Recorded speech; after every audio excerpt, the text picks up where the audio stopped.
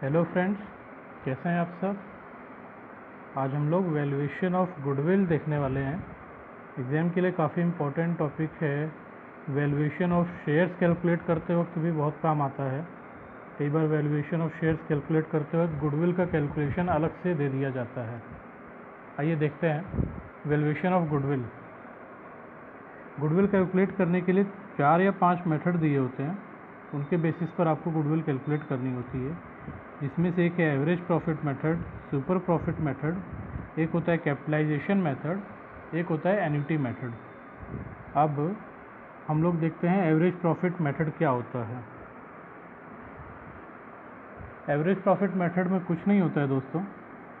Average profit calculate किया जाता है। पिछले 4 या 5 साल का प्रॉफिट दिया होगा या 3 साल का दिया होगा, उसको आप एवरेज कर लीजिए, वो आपका एवरेज प्रॉफिट हो गया। उस जो एवरेज प्रॉफिट आ गया उसी को आप फ्यूचर मेंटेनेबल प्रॉफिट भी बोल सकते हैं। उसको नंबर ऑफ़ ईयर्स परचेज से मल्टीप्लाई कर दीजिए तो आपकी गुडविल आ जाती है। इसके बाद super profit method.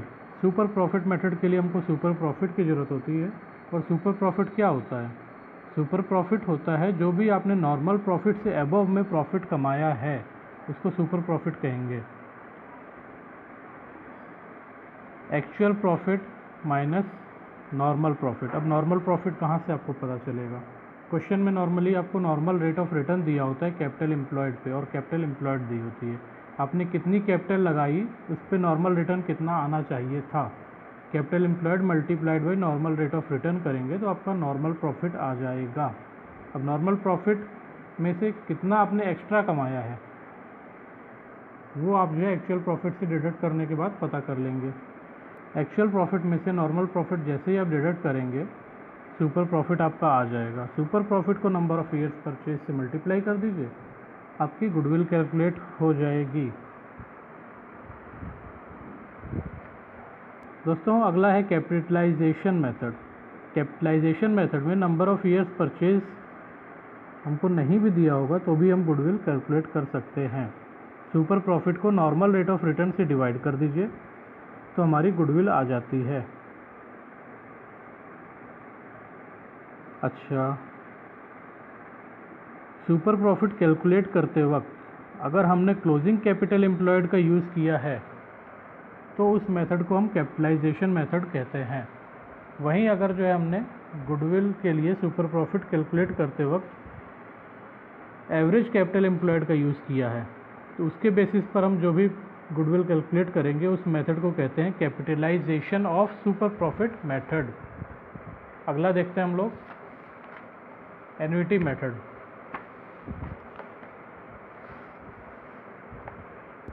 Annuity method में क्या होता है? Super profit divided by future maintainable profit multiplied by present value of annuity factor. Future maintainable profit आपका वही हुआ एवरेज प्रॉफिट, जो कि हम कैलकुलेट करना सीखेंगे। Present value of annuity factor आपको क्वेश्चंस में दी रहेगी, नहीं दी होगी तो आप कैलकुलेट भी कर सकते हैं। आइए दोस्तों देखते हैं फ्यूचर मेंटेनेबल प्रॉफिट कैसे कैलकुलेट किया जाता है।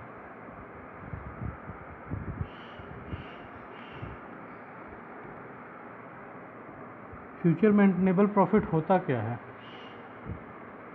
फ्यूचर मेंटेनेबल प्रॉफिट वो प्रॉफिट होता है जो कि फ्यूचर में हम कमाने वाले हैं। एक एस्टिमेट लगाया जाता है। एस्टिमेट जो है आप प्रोजेक्शन बेसिस पे भी लगा सकते हो और पास्ट प्रॉफिट के बेसिस पे भी लगा सकते हो। प्रोजेक्शन बेसिस पे सेल्स हो गया, आपका कॉस्ट ऑफ एक्विजिशन हो गया, बाकी एक्सपेंसेस, परचेज, ये सब कुछ जो है आप एस्टिमेट लगाते हो। एस्टिमेट के बेसिस पर आप फ्यूचर मेंटेनेबल प्रॉफिट कैलकुलेट करते हो। दूसरा आपका है past profit method. Past profit के बेसिस पर जो भी आप कैलकुलेशंस करते हो, नॉर्मली एग्जाम्स में आपके यही मेथड पूछा जाता है। प्रॉफिट आफ्टर टैक्स आपको दिया होगा, नहीं भी दिया होगा तो प्रॉफिट आफ्टर टैक्स आप कैलकुलेट कर लोगे। उसमें से अगर आप टैक्स वापस ऐड बैक कर देते हो तो आपको प्रॉफिट बिफोर टैक्स आ जाता है। अब प्रॉफिट बिफोर टैक्स में से आपको एबनॉर्मल आइटम्स हटाने हैं, नॉन रिकरिंग आइटम्स आपको हटाने हैं। अगर कोई एरर हुई है जो कि जो है प्रॉफिट में इंक्लूड है तो उसको आपको हटाना है। अगर जो है अकाउंटिंग पॉलिसीज़ आपने चेंज करी हैं तो उनको हटाना है। अगर करंट एसेट्स या करंट लाइबिलिटीज़ का रिवैल्यूएशन हुआ है तो उसके इफेक्ट को आपको नलीफाई करना है। गुडविल एमोर्टाइज की गई है उसको भी हटाना है। नॉन ऑपरेटिंग या नॉन ट्रेड इनकम हो गई उसको भी आपको हटाना है। अच्छा, यहाँ पे रिवैल्यूएशन ऑफ फिक्स्ड एसेट्स के लिए कुछ नहीं कहा गया है। रिवैल्यूएशन ऑफ फिक्स्ड एसेट्स आपको जो है हटाना नहीं है, ये चीज़ ध्यान दीजिएगा। रिवैल्यूएशन ऑफ करंट एसेट्स और करंट लाइबिलिटीज़ के इफेक्ट को आपको नलीफाई करना है। इस तरीके से ये सारी चीज़ें आप जब एडजस्ट कर देंगे तो आपका एडजस्टेड प्रॉफिट आ जाएगा। आप देख पा रहे होंगे 3 साल का एडजस्टेड एवरेज प्रॉफिट आ रहा होगा। अगर नहीं भी आ रहा होगा तो सिंगल आपको एवरेज प्रॉफिट दिया होगा, उसके बेसिस पर आप ये सारी चीज़ें कर सकते हैं। तो आपका अगर अलग अलग दिए हैं प्रॉफिट तो उनका एवरेज कर लीजिए तो एवरेज एडजस्टेड प्रॉफिट आ जाएगा। अगर अलग अलग नहीं दिए, एवरेज प्रॉफिट ही दिया हुआ है तो आपका सीधे सीधे एवरेज एडजस्टेड प्रॉफिट आ गया। अब एवरेज एडजस्टेड प्रॉफिट में से हम फ्यूचर एडजस्टमेंट्स कर देंगे तो हमारा फ्यूचर मेंटेनेबल प्रॉफिट आ जाएगा। देखते हैं, एवरेज एडजस्टेड प्रॉफिट में से फ्यूचर इनकम या एक्सपेंस अगर कोई होने वाला है तो उसको हम प्लस या माइनस कर देंगे तो हमारा future maintainable profit before tax आ जाएगा। Future maintainable profit before tax में जो भी इकोनॉमिक टैक्स होगा या फ्यूचर टैक्स होगा उसको हम डिडक्ट कर देंगे तो हमारा फ्यूचर मेंटेनेबल प्रॉफिट आ जाएगा। फ्यूचर मेंटेनेबल प्रॉफिट कैलकुलेट करते वक्त कुछ चीज़ें हमको ध्यान रखनी होती हैं। आइए देखते हैं क्या। Future tax rate will be either given और प्रीवियस ईयर रेट्स और average of previous year rates can be taken.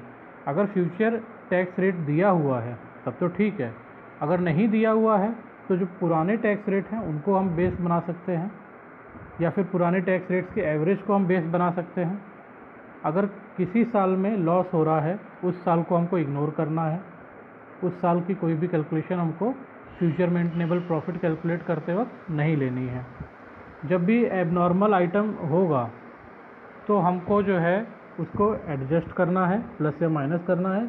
लेकिन अगर वो एबनॉर्मल आइटम हम वैल्यू नहीं कर सकते हैं तो उस साल को ही हमको जो है इग्नोर करना पड़ेगा, क्योंकि हम उसका वैल्यूएशन कर ही नहीं सकते हैं तो उस साल को हटा ही दिया जाए, वो ज़्यादा बेटर है। जो भी इन्वेस्टमेंट्स हैं, अगर क्वेश्चन साइलेंट है तो आप उनको नॉन ट्रेड मानेंगे और नॉन ट्रेड इन्वेस्टमेंट्स का इफेक्ट नलीफाई किया जाएगा गुडविल कैलकुलेट करते वक्त। एवरेज मेथड 3 तरीके से हैं, simple average method, weighted average method और ट्रेंड लाइन एवरेज मेथड। कौन सा एवरेज मेथड आपको यूज़ करना है ये भी बताते हैं। आपको सबसे पहले चेक करना होगा net profit ratio. Net profit ratio दिया होगा। अब अगर नेट प्रॉफिट रेशियो आपके पास है तो उसमें देखिए क्या कोई ट्रेंड एग्जिस्ट कर रहा है। इंक्रीजिंग होगा, हर साल के प्रॉफिट्स या तो बढ़ रहे होंगे या फिर घट रहे होंगे, इसको कहते हैं ट्रेंड। तो अगर लगातार बढ़ रहे होंगे या घट रहे होंगे इसका मतलब ट्रेंड एग्जिस्ट करता है। अगर ट्रेंड एग्जिस्ट करता है तो वहाँ पर हम जो है वेटेड एवरेज प्रॉफिट अप्लाई करेंगे, वेटेड एवरेज मेथड यूज़ करेंगे वहाँ पर हम। अगर ट्रेंड एग्जिस्ट नहीं करता है, नॉट एग्जिस्ट है, तो सिंपल एवरेज मेथड हम यूज़ करेंगे एवरेज करने के लिए। अच्छा, अगर हमारे पास नेट प्रॉफिट रेशियो ही नहीं है उस केस में क्या करेंगे, तब हम देखेंगे हमारा एडजस्टेड प्रॉफिट। अगर हमारा प्रॉफिट जो है वो बढ़ रहा है या घट रहा है, उसमें ट्रेंड है, तो फिर हम जो है उसमें वेटेड एवरेज यूज़ करेंगे। अगर ट्रेंड नहीं है तो सिंपल एवरेज नॉर्मली यूज़ करेंगे और उसके बेसिस पर हम एवरेज कैलकुलेट कर लेंगे। अच्छा, ट्रेंड लाइन क्या होता है? ट्रेंड लाइन एवरेज मेथड में एक फॉर्मूला अप्लाई करते हैं, y = a + bx। इसमें जो y होती है आपकी इनकम, a होता है सिंपल एवरेज और b होता है ग्रोथ। अगर जो है ट्रेंड लाइन एवरेज मेथड पूछा होगा एग्जाम में तो ये डिटेल्स आपको दी जाएंगी। ग्रोथ आप जो है मीडियन के बेसिस पर कैलकुलेट कर सकते हो। मीडियन का फॉर्मूला है sigma X Y divided by sigma X square. X आपका वेरिएबल फ्रॉम मीडियन होता है। तो आइए देखते हैं कैपिटल एम्प्लॉयड कैसे कैलकुलेट की जाएगी। कैपिटल एम्प्लॉयड कैलकुलेट करने के लिए सीधा सीधा फंडा है, नेट एसेट्स आप कैलकुलेट कर लीजिए। नेट एसेट्स क्या होती हैं? सन्ड्री एसेट्स में से सन्ड्री लाइबिलिटीज़ आप माइनस कर दीजिए। वही कैपिटल एम्प्लॉयड हो जाती है। अच्छा, इसमें कुछ चीज़ें ध्यान देने वाली हैं, जैसे कि जो भी एसेट्स एंड लाइबिलिटीज़ हैं उनको आपको आफ्टर रिवैल्यूएशन लेना है। अगर कोई रेक्टिफिकेशन बचा हुआ है उनमें तो वो रेक्टिफिकेशन करने के बाद की लेना है। कोई अकाउंटिंग पॉलिसीज़ चेंज करने की वजह से फिगर हैं तो उसके बाद में आपको लेना है। Sundry asset should not include goodwill, preliminary expenses, non trade investments. इन 3 चीज़ों को एसेट्स में से आपको एक्सक्लूड करना है कैपिटल एम्प्लॉयड करने के लिए। किसको? गुडविल को, प्रिलिमिनरी एक्सपेंसेस को, नॉन ट्रेड इन्वेस्टमेंट्स को, इनको आपको एक्सक्लूड करना है। सन्ड्री लाइबिलिटीज़ में प्रपोज डिविडेंड नहीं जोड़ा जाएगा, क्योंकि प्रपोज डिविडेंड एक तरीके से प्रॉफिट का ही एप्रोप्रिएशन होता है, प्रॉफिट का ही पार्ट होता है, इसलिए उसको हम लाइबिलिटीज़ नहीं मानते हैं, उसको हम प्रॉफिट का पार्ट मानते हैं, इसलिए उसको सन्ड्री लाइबिलिटीज़ में नहीं जोड़ा जाएगा। अच्छा, 2 चीज़ें हैं, कई जगह पे आपको क्लोजिंग कैपिटल एम्प्लॉयड यूज़ करने के लिए आएगी, कई जगह पे एवरेज कैपिटल एम्प्लॉयड यूज़ करने के लिए आएगी। क्लोजिंग कैपिटल एम्प्लॉयड क्या होती है? जो भी कैपिटल एम्प्लॉयड आप कैलकुलेट कर रहे हैं फॉर द ईयर, वो आपकी क्लोजिंग कैपिटल एम्प्लॉयड ही होती है। एवरेज कैपिटल एम्प्लॉयड करने के लिए 2 मेथड हैं। आपके पास अगर 2 साल की फिगर्स दी हुई हैं तो पहले साल की क्लोजिंग कैपिटल एम्प्लॉयड प्लस दूसरे साल की कैपिटल एम्प्लॉयड दोनों को जोड़ करके डिवाइड कर दीजिए 2 से, आपकी closing capital employed average capital employed आ जाएगी। एवरेज कैपिटल एम्प्लॉयड के लिए आपको इस मेथड में 2 साल का कैपिटल एम्प्लॉयड चाहिए ही चाहिए। अगर 2 साल का नहीं दिया हुआ है तो दूसरा मेथड हम लोग यूज़ करेंगे। उसमें क्या होता है? Closing capital employed minus half of rectified profit after tax. Rectified profit हम लोग कैलकुलेट करते हैं और उसका 50% जो है क्लोजिंग कैपिटल एम्प्लॉयड से माइनस कर देते हैं, तो भी आपकी एवरेज कैपिटल एम्प्लॉयड आ जाती है। इन दोनों मेथड्स में से कोई भी आपके जो है क्वेश्चंस में पूछ सकता है। जिस तरीके से क्वेश्चंस होगा उस तरीके से हम लोग सॉल्व करेंगे इसको।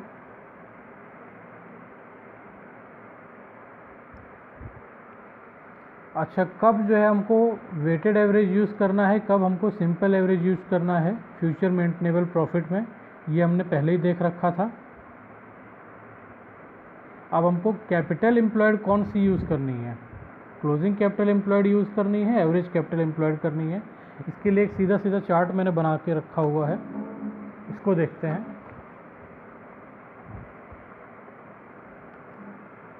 अगर क्वेश्चन स्पेसिफाई करता है कि कौन सा मेथड यूज़ करना है तो जाहिर सी बात है हम क्वेश्चन से इधर उधर तो जा नहीं सकते हैं, हमको वही मेथड यूज़ करना होगा जो क्वेश्चन कह रहा है। अगर क्वेश्चन साइलेंट है तो हमको देखना होगा फ्यूचर मेंटेनेबल प्रॉफिट का हमने बेसिस क्या लिया है। अगर वो प्रोजेक्शन बेसिस पर है तो हम क्लोजिंग कैपिटल एम्प्लॉयड यूज़ कर लेंगे। अगर वो सिंपल एवरेज बेसिस पे है तो हम एवरेज कैपिटल एम्प्लॉयड यूज़ कर लेंगे। अगर वेटेड एवरेज बेसिस पे है आपका फ्यूचर मेंटेनेबल प्रॉफिट तो भी हम क्लोजिंग कैपिटल एम्प्लॉयड यूज़ करेंगे। ट्रेंड लाइन बेसिस पर है तो भी हम क्लोजिंग कैपिटल एम्प्लॉयड यूज़ करेंगे। अच्छा, रेक्टिफाइड प्रॉफिट जो भी हम कैलकुलेट करेंगे रेक्टिफाइड प्रॉफिट, उसमें नॉन ट्रेड इनकम को हम जोड़ देंगे। एवरेज कैपिटल एम्प्लॉयड कैलकुलेट करने के लिए हमको ज़रूरत पड़ती है ना रेक्टिफाइड प्रॉफिट की। ये देखिए, एवरेज प्रॉफिट जब हमको कैलकुलेट करना है तो क्लोजिंग कैपिटल एम्प्लॉयड से हमको half of rectified profit after tax minus करना होता है। ये rectified profit after tax calculate करते वक्त हम जो है उस प्रॉफिट में से जो हमने पहले से नॉन ट्रेड इनकम को हटा रखा है उसको भी जोड़ देंगे।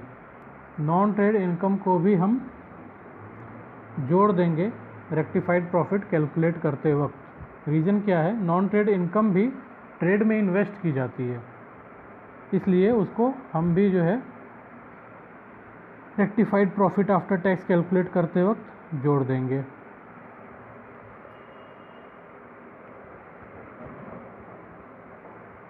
अब नॉर्मल रेट ऑफ रिटर्न कैसे कैलकुलेट किया जाए, ये क्वेश्चन भी आ सकता है एग्ज़ाम में, फाइनेंशियल रिपोर्टिंग में भी और बिजनेस वैल्यूएशन में भी इम्पॉर्टेंट होता है।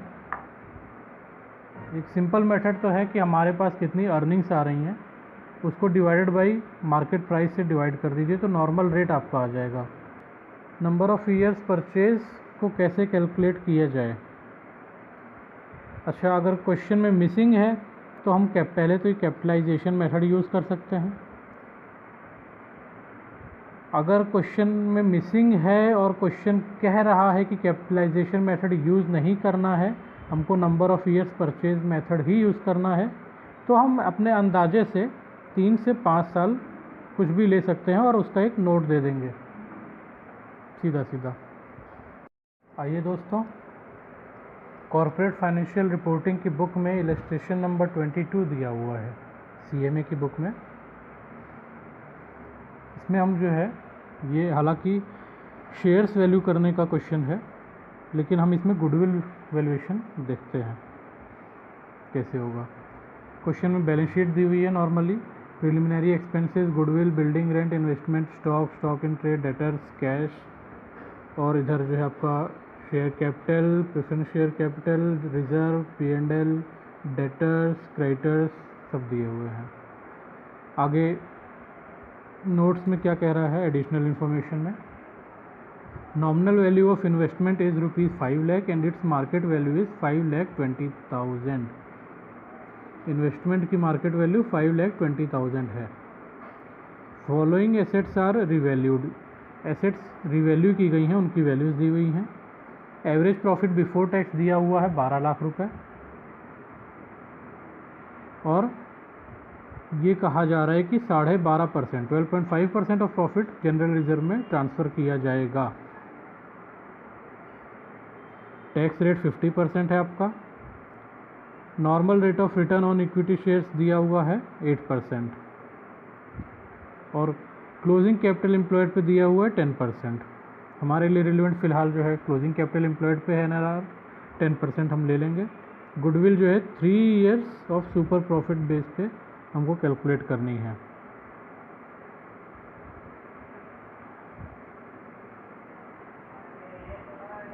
आइए इसको जो है सॉल्व किया जाए।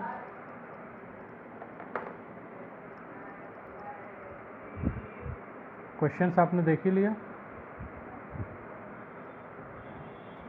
गुडविल कैलकुलेट करते वक्त मैंने आपको बताया था एसेट्स माइनस आउटसाइड लाइबिलिटीज़। अब एसेट्स में से कुछ एसेट्स हमको एक्सक्लूड करनी ही करनी है। पहली चीज़ तो प्रिलिमिनरी एक्सपेंसेस को हम नहीं लेते हैं, दूसरी चीज़ गुडविल को हम नहीं लेते हैं, तीसरी चीज़ नॉन ट्रेड इन्वेस्टमेंट्स को हम नहीं लेते हैं। और अगर क्वेश्चन में कुछ नहीं कहा गया है, इन्वेस्टमेंट्स ट्रेडेड हैं नॉन ट्रेड हैं, तो हम क्या एज्यूम करते हैं कि वो नॉन ट्रेड इन्वेस्टमेंट्स हैं, तो हम सब इन्वेस्टमेंट्स को इग्नोर करेंगे।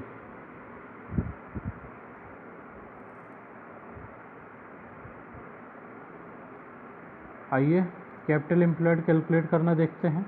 इसमें गुडविल कैलकुलेट करने के लिए हमको क्या क्या चीज़ें चाहिए, फ्यूचर मेंटेनेबल प्रॉफिट चाहिए, उसके बाद कैपिटल एम्प्लॉयड चाहिए। क्वेश्चन में स्पेसिफिकली मेंशन कर रहा है क्लोजिंग कैपिटल एम्प्लॉयड, तो हम क्लोजिंग कैपिटल एम्प्लॉयड के बेसिस पर ही सॉल्व करेंगे। क्वेश्चन आपने देख लिया होगा, आपके पास बुक होगी, अगर नहीं होगी तो आप एक बार क्वेश्चन देख ही ले रहे हैं।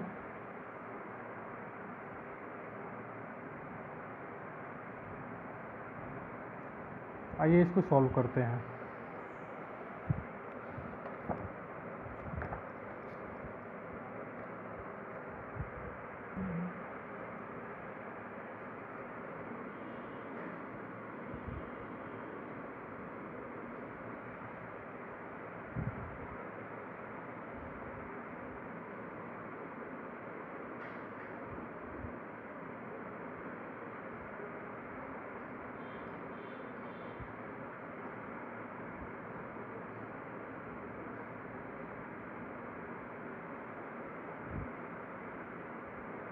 फ्यूचर मेंटेनेबल प्रॉफिट कैलकुलेट करना है हमको।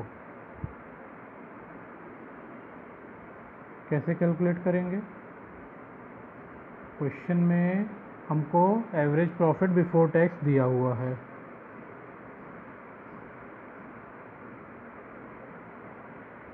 कितना दिया हुआ है? 12 लाख।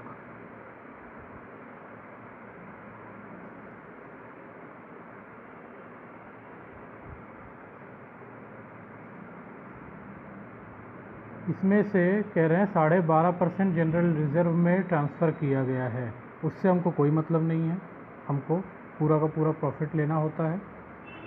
अब ये बिफोर टैक्स है, इसमें से हम टैक्स माइनस कर देते हैं।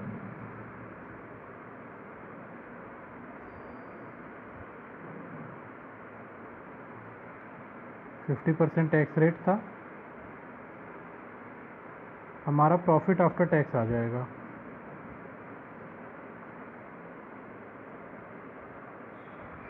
ठीक है, इसके बाद में हमको कैपिटल एम्प्लॉयड की ज़रूरत पड़ेगी।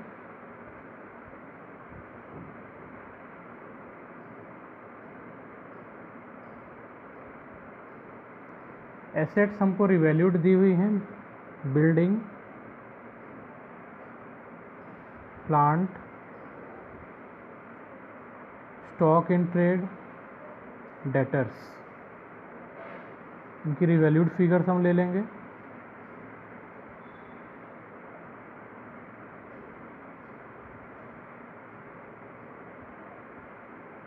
डेटर्स की 3,60,000। अब इसके अलावा गुडविल हमको इग्नोर करना है, प्रिलिमिनरी एक्सपेंसेस हमको इग्नोर करना है, इन्वेस्टमेंट्स के लिए कुछ कह नहीं रहे हैं तो इन्वेस्टमेंट्स को भी हमको इग्नोर करना है। तो ये हमारी टोटल एसेट्स हो गई।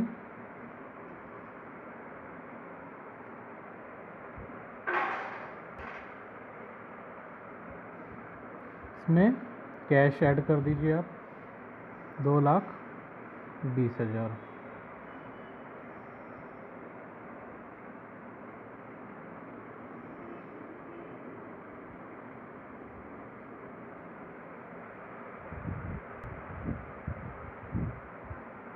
ये हमारी टोटल एसेट्स आ जाएंगी।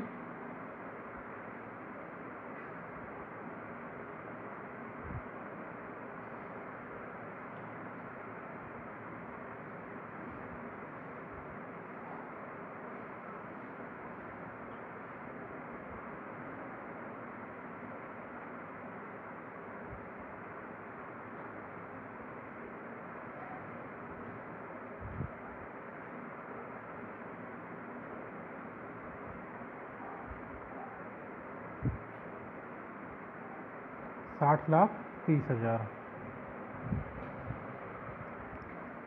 इसमें से हम आउटसाइड लाइबिलिटीज़ डिडक्ट कर देंगे। आउटसाइड लाइबिलिटीज़ में आपके डिबेंचर्स हैं 10 लाख के, और क्रेडिटर्स हैं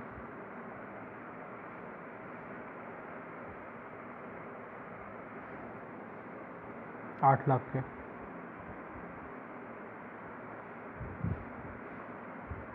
आपकी कैपिटल एम्प्लॉयड आ जाएगी, जिसको कि आप क्लोजिंग कैपिटल एम्प्लॉयड भी कह सकते हो। कितने की?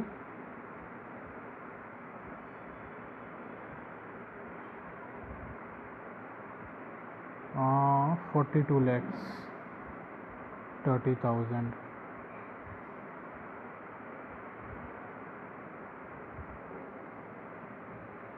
क्लोजिंग कैपिटल एम्प्लॉयड आपको मिल गई है। आपको नॉर्मल रेट ऑफ रिटर्न दिया हुआ है कैपिटल एम्प्लॉयड पे @10%। तो आपका नॉर्मल प्रॉफिट कैलकुलेट हो जाएगा।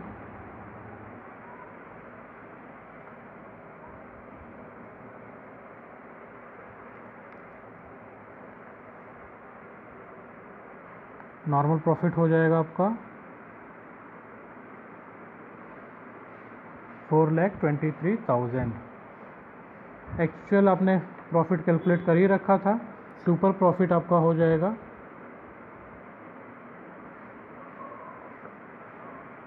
Future maintainable profit minus normal profit.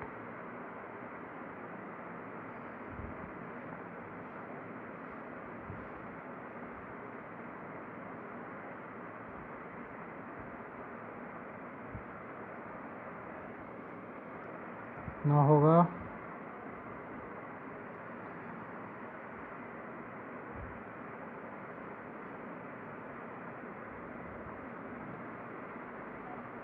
1,77,000।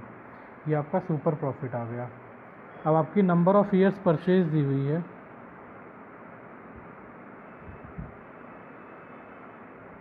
3 साल। तो आपकी गुडविल कितनी होगी?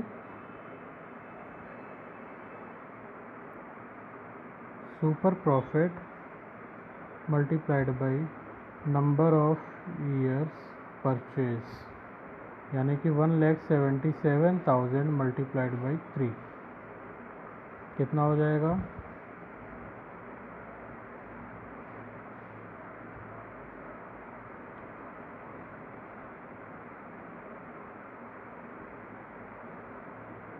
$5,41,000। ये आपकी गुडविल आ गई। अच्छा दोस्तों, आपकी बुक में कुछ एरर दी हुई है इस क्वेश्चन में, देखते हैं। इन्होंने सॉल्यूशन में कैश 1 लाख लिया हुआ है और जो क्वेश्चन है उसमें कैश के सामने 2,20,000 दिया हुआ है और डेटर्स के सामने 1 लाख लिया हुआ है। तो इन्होंने कुछ फिगर्स ऊपर नीचे की हुई हैं, उसको हम लोग चेक कर लेंगे बाद में। एरर्स तो आप भी जानते हैं, CMA का मॉड्यूल है, एरर्स ना मिलें तो क्या बात है। चलिए दोस्तों, आगे हम लोग जो है वैल्यूएशन ऑफ शेयर्स देखेंगे। वैल्यूएशन ऑफ शेयर्स के लिए हमको वैल्यूएशन ऑफ गुडविल आना बहुत ज़रूरी था, इसलिए मैंने वैल्यूएशन ऑफ गुडविल को पहले ले लिया है। इसके बाद हम लोग वैल्यूएशन ऑफ शेयर्स देखेंगे और वो भी आराम से ही हो जाएगा, कोई दिक्कत नहीं आनी है। आप इसके क्वेश्चन ट्राई कीजिएगा। अगर कोई भी आपको कन्फ्यूजन होती है, कोई भी प्रॉब्लम आती है कैलकुलेशन में, आप मेरे से पूछ सकते हो, कमेंट्स में पूछ सकते हो। मैं कमेंट में अपनी ईमेल आईडी दे देता हूँ, ईमेल आईडी पे आप मेरे से पूछ सकते हो। चलिए दोस्तों, थैंक यू।